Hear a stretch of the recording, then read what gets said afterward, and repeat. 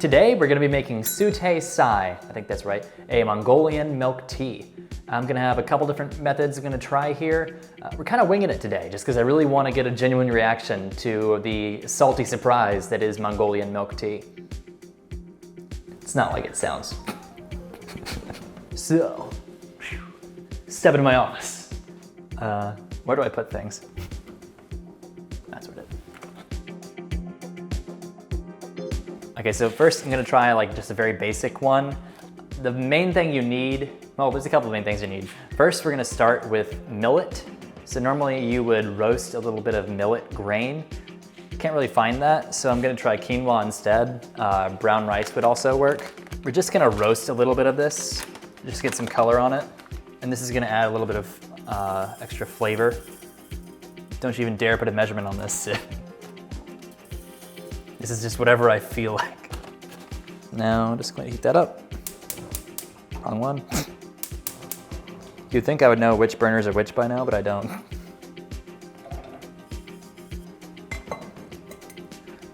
So I'm just waiting for these to get nice and toasty. Maybe not put my face in that as it's popping out. That'd be really fun. I breathe in, scorching hot quinoa goes in my nose. Gonna do like a cup and a half. So now I'm just gonna let this water heat up, let it get to a hot enough temperature to where we can add our tea leaves and extract that flavor. We're gonna add our tea leaves. So the tea is really important ingredient to this. Normally they use a brick tea, which is this black tea that comes literally like in a brick. And I think it's supposed to be kind of like the discarded leaves and stems that don't get made into regular tea. And it ferments for a while, I think. So this is like a close approximation, pu-erh tea. It's a black tea that's aged, so it's like a little fermented. So hopefully that'll be a close approximation. So the other ingredient that we need for this is milk. Now, the kind of milk they use in Mongolia is normally sheep's milk, goat milk, or horse milk. Nobody would let me milk their horse, so I couldn't get any of that, but I got some whole milk and also some whipping cream.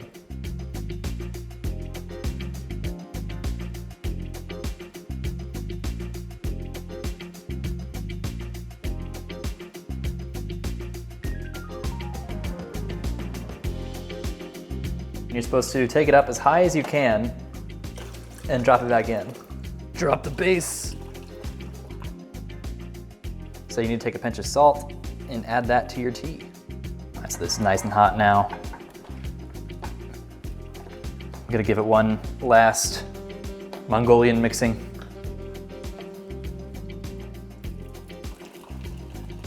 This is so hard. I'm just gonna strain out the tea leaves. Spill a single drop. Don't look at that. Look at me. Idiot!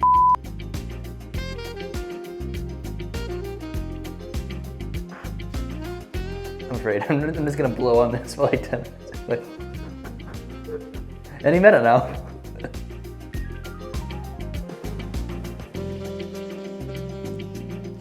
I have a hard time describing that.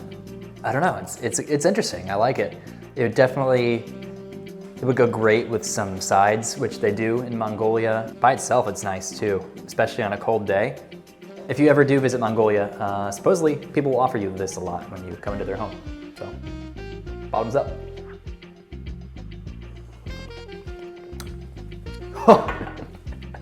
You ever burn your esophagus? All right, now we're gonna try the other version. This version is exclusively for Mongolian chads, I think. This one is gonna be very meaty. Pork tails. Boy, have you lost your mind, cause I'll help you find it. So when I saw this hotel do it, they were using sheep tails. So pork tails is the closest thing I could find. I assume they were doing it for like the collagen and fat.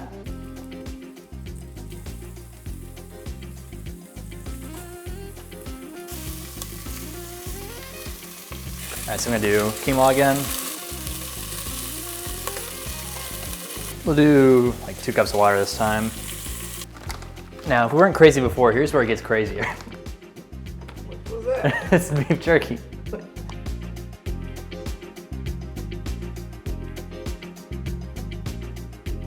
So, as you can see, took out the pork because I feel like we extracted all the flavor from it that we needed to, and it's just gonna make it more difficult to stir. So, now I'm gonna add our tea leaves. If you want it to be thicker, you can add a little flour to it. Now, we're gonna add our milk, just like before. I think we need a much bigger pinch of salt this time.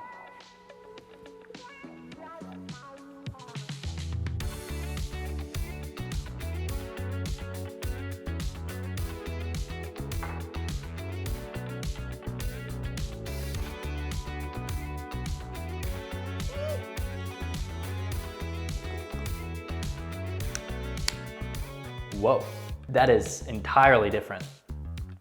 That's like somewhere in between like a bone broth and a tea. I think I prefer this one. It's much more powerful.